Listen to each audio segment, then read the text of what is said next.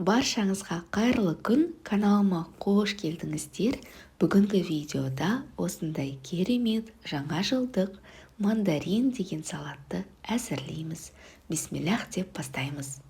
Ең алдымен салатымызға қажет тауығымыздың сан етін пісіріп аламыз. Суға тұз, лавр жапырағын, қара бұрыш қосып пісіріп алдым. Сонымен қоса суға пісірілген сәбіз қажет болады. Оны осындай майда үккіштен өткізіп аламыз. 2 үлкенірек немесе 3 кішірек сәбіз қажет болады. Сәбізді мейлінше ұсақ үккіштен өткізген жөн, себебі мандариннің сыртқы қабығы ретінде қолданамыз. Келесі кезекте тауықтың сан етін сүйегінен ажыратып, майдалап 4 бұрышты етіп тураймыз. Оның орнына тауықтың төс етін суға пісіріп немесе пешке пісіріп қолдансаңыз болады. Немесе дүкендерде дайын күйінде сатылатын копченая курица, яғни ысталған тауық етін қолдансаңыз әбден болады. Тауығымызды видеода көрсетілгендей майдалап ұсақтап турап, үлкенірек ыдысымызға саламыз. Құрметті менің алтынды көрермендерім, сіздерге өтінішім болып тұр. Видео ұнаса, аямай лайк басып, пікір қалдырып, каналға тіркеліп алыңыз. Келесі қажет ингредиент ол ірімшік, оны ірі үккіштен өткізіп аламыз.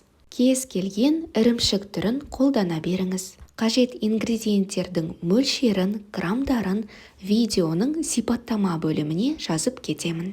Бұл салатқа міндетті түрде қосу керек ингредиент ол сарымсақ. Ұмытып кетпей міндетті түрде қосыңыз, салаттың дәмін ерекше ете түседі. Келесі ингредиент қалбырдағы жүгері. 2 ас қасық майонез қосамыз, сонымен қоса дәміне қарай аз ғана тұз қосуды жөн көрдім.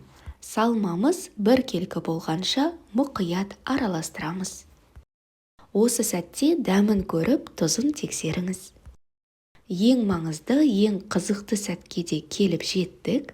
Осындай пищевая пленка қажет болады. 1-1,5 ас қасық сәбізді алып, дөңгелек етіп, 1 келкі етіп жайғастырамыз. Қолдан келгенше жұқа 1 келкі етіп жайғастыруға тырысамыз. Салмамыздан 1 ас қасықты толтырып саламыз. Сәбізіміздің дәл ортасына орналастырамыз. Пленканың көмегімен дөңгелек етіп орап, мандариннің формасына келтіреміз.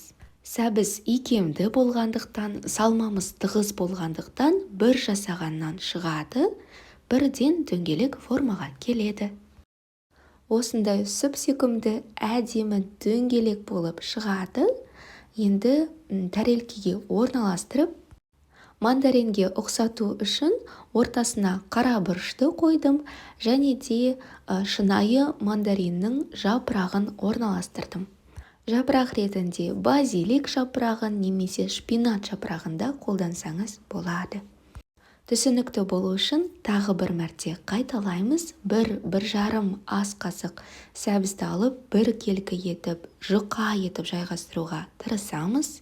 1 ас қасықты толтырып салмасын саламыз. Пищевая пленканың көмегімен дөңгелек етіп мандариннің формасын келтіреміз.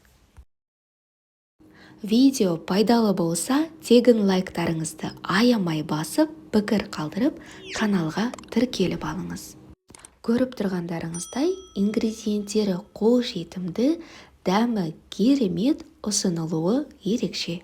Қонақтарға порционна ұсыну үшін де өте ыңғайлы. Жаңа жылдық дастарханыңыздың сәнін келтіретін ерекше дәмді салатымыз дайын болды. Келе жатқан жаңа жыл, жаңа бақыт, жаңа қуаныш әкелсін. Сіздермен болған салтанат, жаңа видеоларда жүздескенше.